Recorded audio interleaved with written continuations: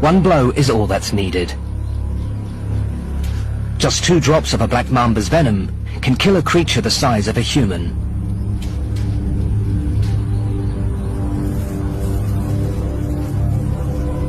For the rat, the end will be swift.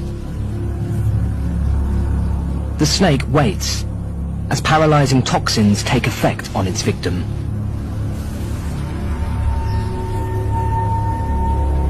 A quick nudge to ensure the rat is immobile, and the snake begins its feast.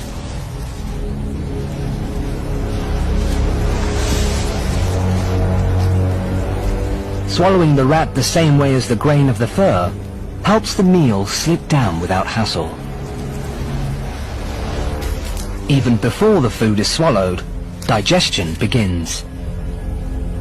The snake's venom contains enzymes that are already working to break down the rat. After its lunch, the black mamba finds a sunny retreat. It will stay here and use the sun's warmth to power digestion. A meal this size could last the snake weeks. But another opportunity to eat may arrive sooner than expected.